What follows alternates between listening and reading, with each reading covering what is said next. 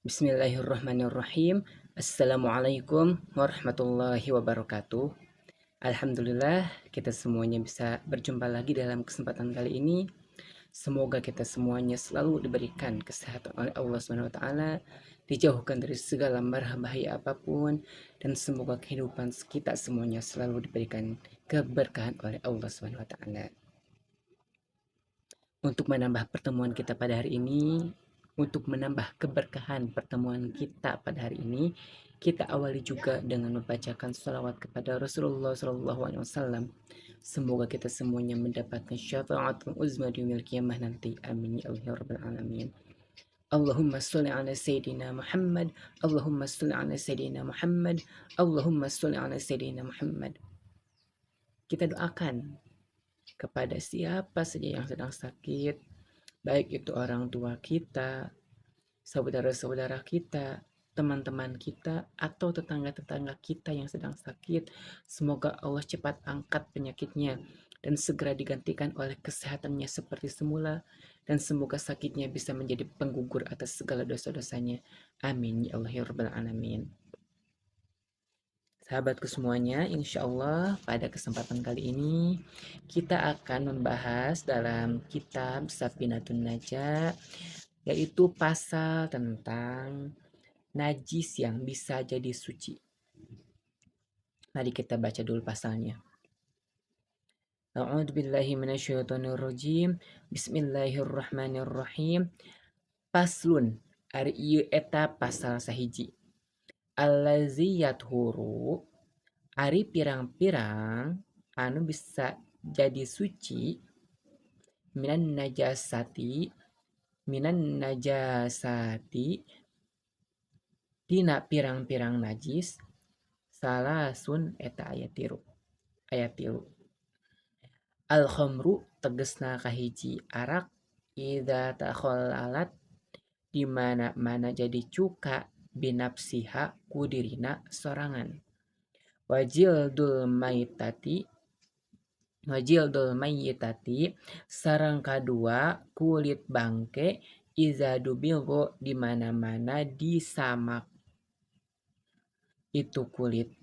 Wama sarang perkara soro anu jadi itu emak hayawanan eta hayawan.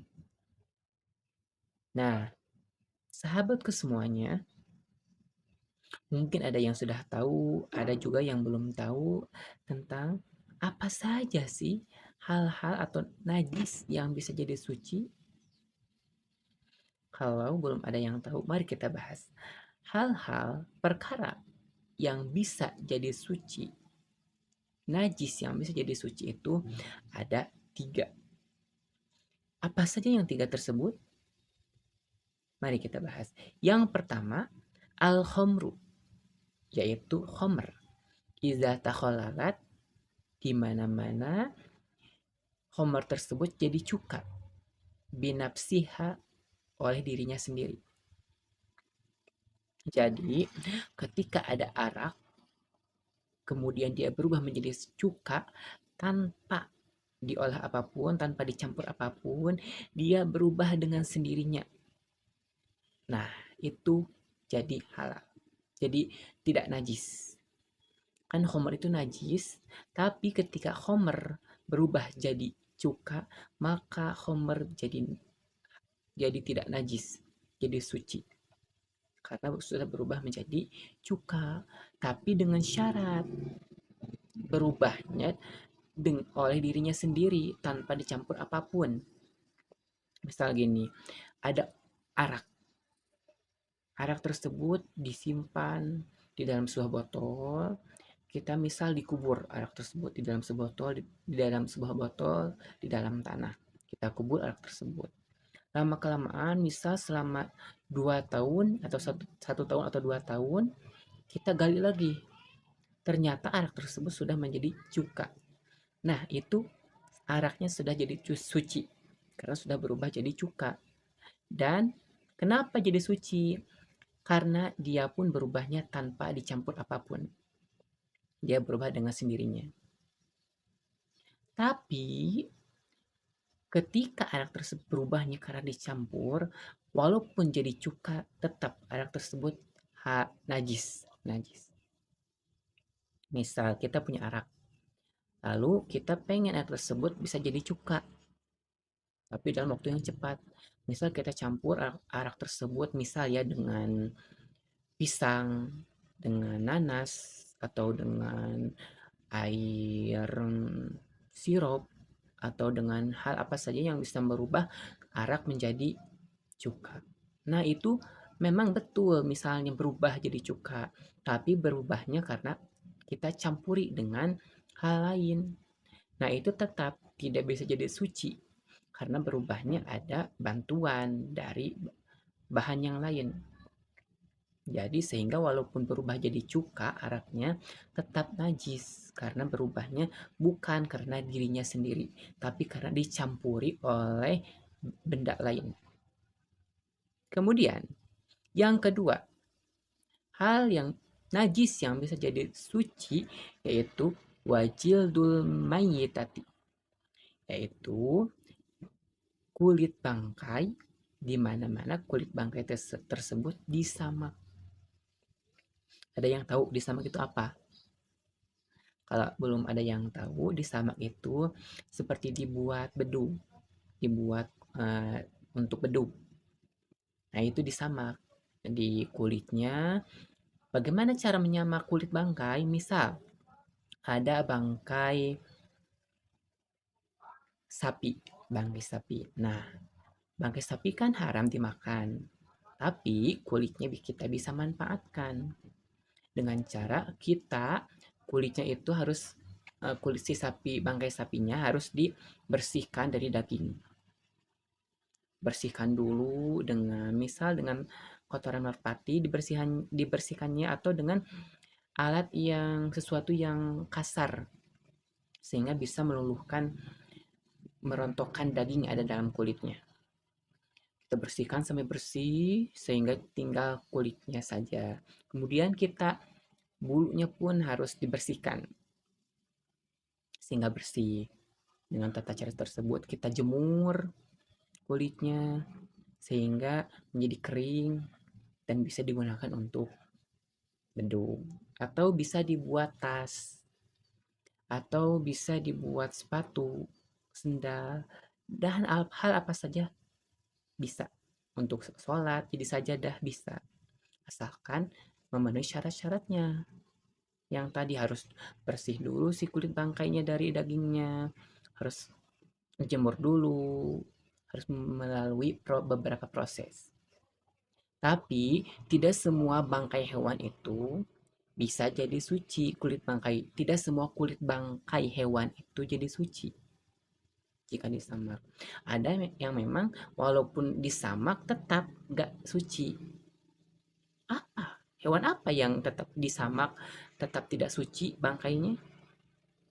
Misal hewan yang walaupun disamak bangkainya, kulit bangkainya tapi tidak suci, yaitu babi. Babi kan emang asalnya najis. Walaupun disamak dia tetap akan najis. Terus anjing. Anjing tuh najis. Emang datnya yang najis. Jadi ketika disamak pun dia nggak bisa jadi suci. Karena memang udah najis. Nah tapi kalau buaya, harimau itu bisa dipakai kulitnya karena memang buaya atau